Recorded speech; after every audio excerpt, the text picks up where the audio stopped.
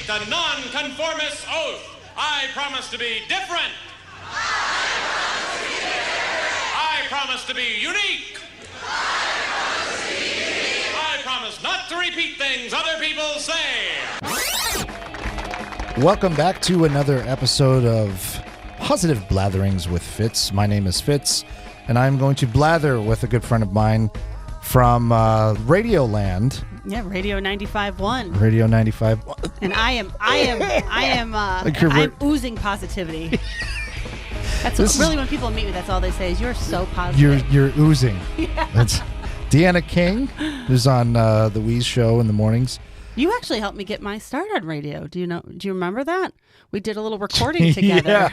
Yeah. It's your fault that I'm in this business. That nobody liked me and everybody liked you. Yeah, I remember that. I remember that really well. They're like, hey, do you like the demo we did? Well, Deanna was great. Oh, stop. You were great, too. Everyone gets a trophy. Where's my trophy? Well, so this is going to be an interesting episode because we're going to talk about cynical positivity. Oh. Well, because for those of you who don't know, which I don't know, living under a rock or something, Deanna King has, you still update that blog? You know, I haven't been updating as much. I did post semi-recently, but you know, getting up at 3 a.m. for work and then having 3 kids, the blogging is gone to the back burner, so to speak. Yeah. So Cynical Mother, is it Cynical Mother? CynicalMother.com. And that's when I first came to know you back in 2012-ish, I think, when you were on Warm. It was with Tony and Pantino. Every week I would come in and basically complain about things. You know? I don't look at it that way because I actually look at it like I'm just telling you the truth of what everyone is thinking but is afraid to say. Right. Like when you're a mom, you have to say, oh my gosh, I got to go into my daughter's class last week, instead of, oh my God, I had to go into my daughter's class last week and this kid was sneezing on me. You know, everything always has to be, it doesn't mean I don't love my daughter, and it doesn't mean that little of me didn't enjoy it, but at the same time, when, any parent, you're pulled in a million different directions, so it can just get exhausting. So when you're asked to do the, volunteer at the book fair, sometimes it's not, you don't always go in with pom-poms, you know what I mean? So, but it's an interesting little dance that you do when you're a parent, trying to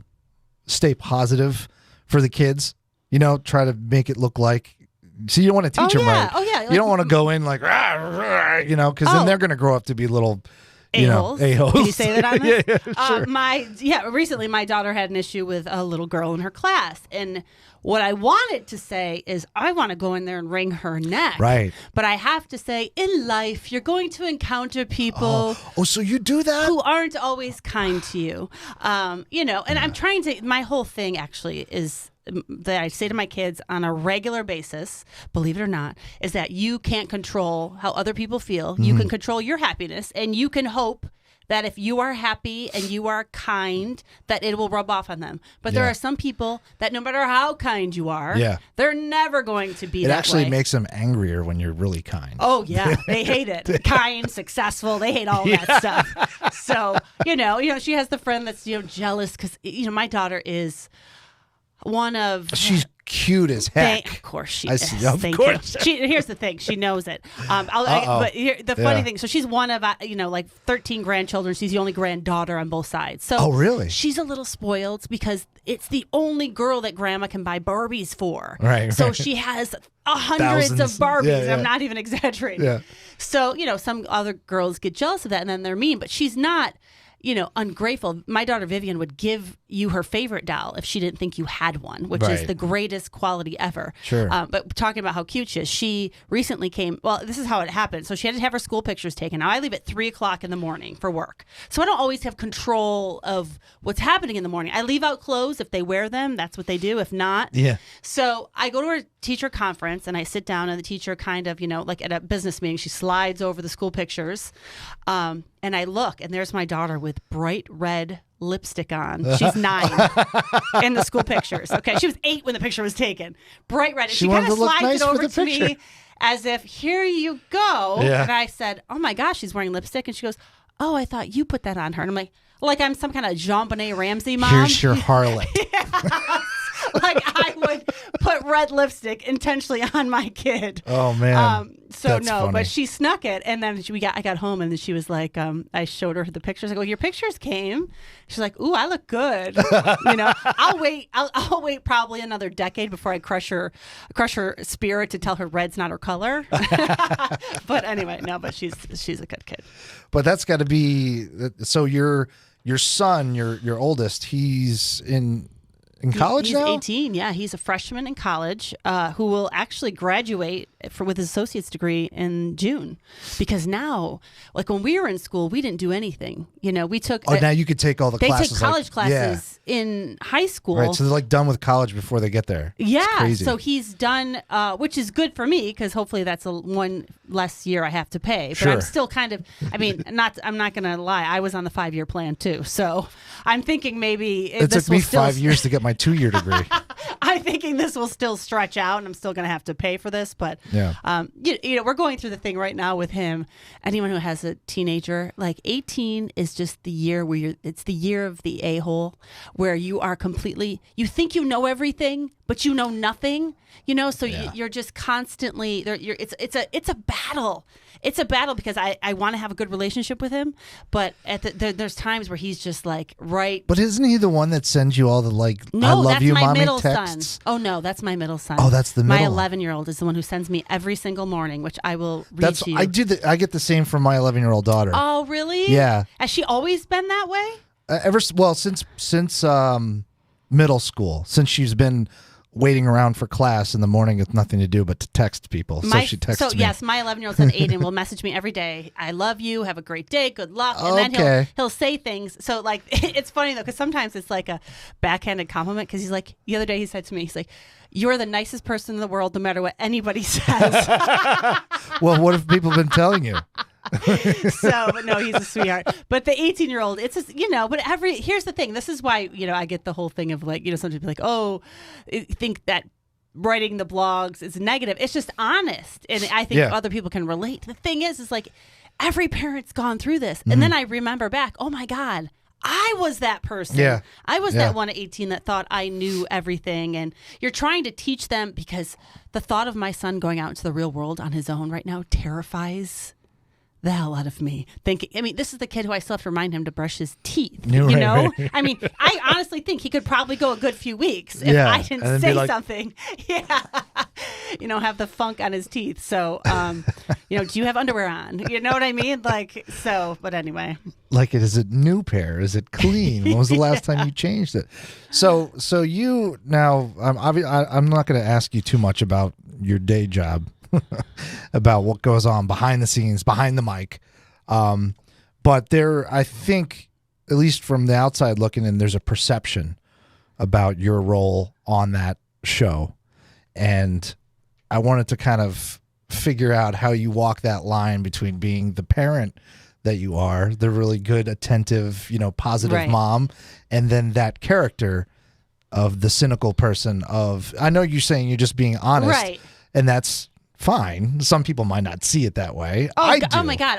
Can I tell you, that's the thing. I do get a lot of people. I get this person who will message in every other day.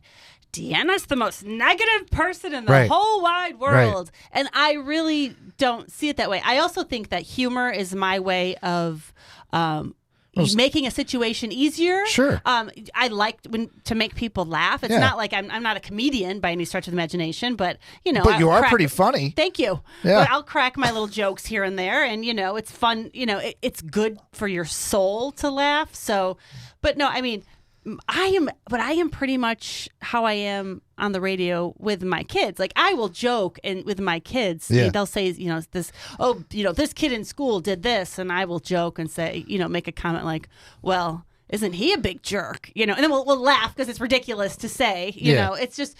But I don't really pretend to be like, I'm not Mary Poppins at home. I'm not the okay, children, just a spoonful of sugar will help the medicine go down. I am still... Take the damn medicine now. Take the damn medicine. Absolutely. Fine. I hope you die with that Have you ever fever. said something like... Fine, bleed to death. I don't care.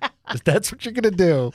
I have had moments where my daughter, I've like, fine, good. You know what? Let's just get your shoes on. We'll go to the hospital. Let's just, you don't want to take the Tylenol. Let's just go to the hospital. Oh, I'll let him give you an IV. Oh, yeah, we've done that. Oh, see, and that's the thing, though. Every parent has done. It doesn't mean that I'm trying not to be positive. I mean, I listen to inspirational books on my way to work, damn it. Every day, okay? I'm trying to improve myself. Like with that mean, determined face, like, yes. I'm making myself better. One is, I can't say what the title is on the air, but it is still trying to make yourself, a better person. Well, this is a podcast. You can say anything. Yeah, see, but I still can't, though. Can I tell you when I know that I'm being recorded? I still have, I will slip You're guarded. I will slip when I'm at home and use a curse word, but when I'm being... Oh, yeah. When you're on a mic. I can't do it. Oh, yeah. No, I think it's know because what you mean. from years of being trained, sure, of being on TV, and then now you'll being... stroke out if you do.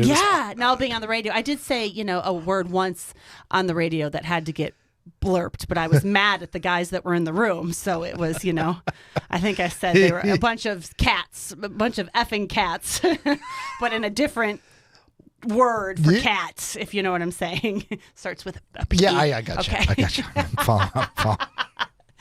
But no, I really try not to swear on camera. I feel like it's going to come, like, I don't know at 43 how it's going to come back and haunt me, but you never know.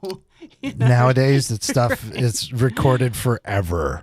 Oh, that's the other thing with social media and kids. My son just made a basketball team, and started with 40 kids down to 10.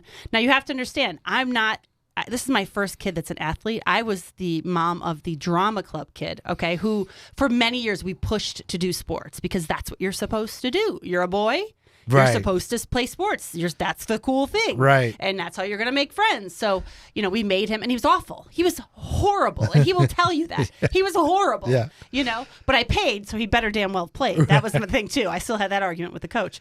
But, so this is my first time of having the kid that's the athlete. So I'm trying to get him to not be the jerky kid who is mean to the kids that don't play well. Oh, right, yeah. Do you know what I'm saying? Come on, you suck. Yeah. You suck. And he's not like that, but he made the team. There's 40 kids, then it was down to 10. He made the team.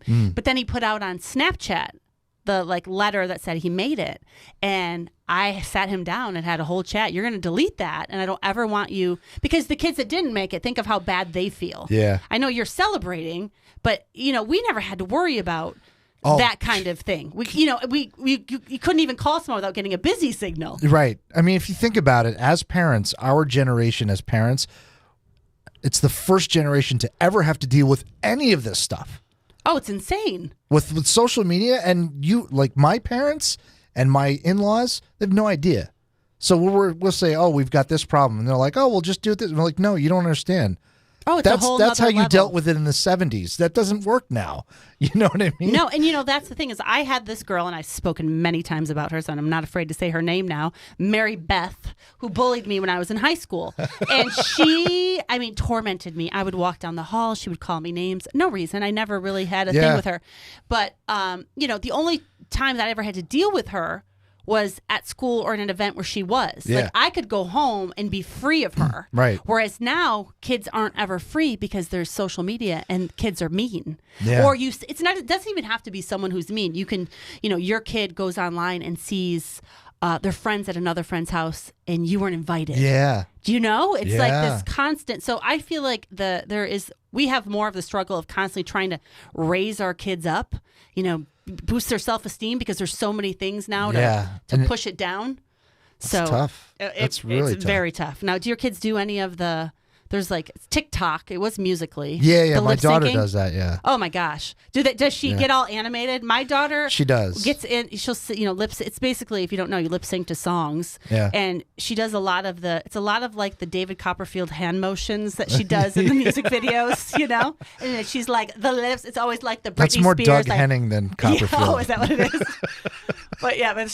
So the thing is though, she does that and she's very confident about it. But then you have, people are watching it, and then is someone going to pick her apart for her? So I always, I try to tell her, just you be you. Who cares if they like the way you are? You are outgoing. You are funny. You be you. And if they don't like it, too bad. Yeah. And when you have a typical child, that works for the most part. My daughter, my middle child, she's on the autism spectrum. And you can't tell her that, oh, just forget about whatever they say, doesn't matter. You be you, because those comments eat away at her. She posted, this was, man, a couple of years ago, more than a couple of years ago now, because she's 14, and I think this might even been like 5 or 6 years ago. She posted, she was doing all the voices for My Little Pony, and she did a video and put it on YouTube. It's got like 50,000 views or something. Wow. My daughter probably watched it. My daughter watches that kind of thing on a regular basis. Right. And I wonder why I'm paying the phone bill, but thank you for that. That she had people commented, oh, you're so good, this is great. And then other people were like, I don't know, just trolls. Just going on there saying ridiculous stuff. And I'm thinking, this poor girl, she's young, she's very, she's autistic, so she's got this problem with wanting to please everybody and taking things really personal and really she's very literal. When these people say this stuff, and I'm like, oh, you're trying to explain to her, no, it just don't worry about it, just let it roll off your back, like water off a duck's back. And then that turned into an hour conversation about ducks. Why ducks in water on ducks back. Have you seen the new show? It's I believe it's Netflix, called Atypical. No, my wife was watching that with the doctor with autism. Oh no, that's the good doctor. Oh, that's the good Atypical doctor. is a teenager who's on the autism spectrum, right, and he's going into those teen years, which is a whole nother struggle that a lot of people you don't think about, because now you're reaching like the puberty, and whether you're on the spectrum or not, the natural human nature, things happen. Yeah. So it's fantastic. Highly recommend it. It gives you kind of a little insight. You'll probably get very emotional being so close to it, but it's I get emotional like at coffee commercials, right? So. As you get older, isn't it? Yeah. Oh yeah. Everything makes me cry. And you also do that thing where every time you get up, like when I get up after we're done with this, I'm like, oh, I have to take us in the morning. I reach this point, because I do try to work out, and I tell my daughter that I'm working out because I want my heart to be healthy. I want a healthy heart, which is true, but I also don't want my hips to expand. So I work out, but I don't tell her that because I don't ever want her to exercise for that reason. But every morning I get up and my one foot, I have this issue, and I have to like take a second, like, oh my God, I'm my mom. Like I have to take a second before I take that second step to let the blood get to my foot. Like, what happened? Because it seems like a minute ago I was 21. I know exactly. When I did all the leaves and stuff on Sunday, and Monday I couldn't walk. Right. I couldn't walk without making noises. Right. Yeah, I have a million of them right now in my yard that I'm completely dreading.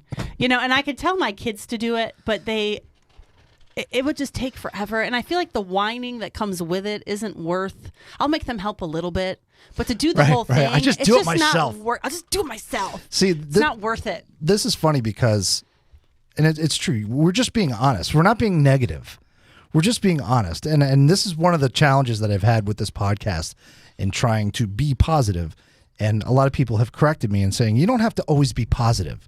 You just have to be mindful of what you are being. Right. So if you're going through a negative stretch, realize that you're being negative and you're being grouchy and you're telling people bad things, or you know what I mean? Oh yeah. But I can go through a day and not be like, everything is great and rosy. I'd be like, no, it's all unicorns. I'm tired and my feet hurt. Exactly. But I'm gonna do it. Right. That's 100% normal. And I'll tell you, I have those moments where, like you complain, my son, every day I get home from work and there's his clothes on the floor. Oh yeah. But then then I'll stop and think that's such a silly thing to be upset about. So, right. But you have that moment of being, and then you have that moment where I'm holding my daughter's hand and I feel her warm hand in my hand, and I'm like, okay, it's fine. This is fine. It doesn't matter that the toys are everywhere, kind of thing. So that's important. It's important to try to figure out which things to worry about and which things to not worry about. And let me tell you, people who are on Facebook, I'm sorry to interrupt you, people who are on Facebook who are positive all the time are liars, okay? Liars. If you're using I have like trigger words that I know you're a liar and your life is really miserable. If you say hubby or hubster, you're a liar because your marriage is not perfect, you're a liar. If your hubster brought you something, okay. Your kids, you're constantly just, complimenting how wonderful. Sure, I want you to share the positives, but the problem with Facebook is that's all people share. Yeah. And so we think that the person across the street, their life is so much better than ours. I just put my giant hand in front of the camera. My hands look really big when don't they look really big? But, you think that, her life is perfect and everything's grand, but it's not. Yeah. So that's where I feel like if I am honest and you talk about really what everyone's going through, then you can actually make someone feel good because they're like, oh my God, I had to go through that crap too. Exactly. You're sharing the experience. They know, you're a normal person. Right. You're a regular person. That's crazy. Right. I can't even get my head around that. Well, we've totally eaten up all the time. What do you know? Great. Well, I will come in anytime. Awesome. Do it again. This was fun. Next time I'll actually talk. I'm sorry, did I take over? Can I tell you, when I was in kindergarten, my mom was called in and the teacher said, Deanna won't let anyone else have a chance to talk. That's a true story. Sorry, everybody. I believe that. You can listen to Deanna on The Wee Show every morning on Radio 95.1. Can't believe I'm saying that on a microphone. Thanks for coming by. Thanks for having me.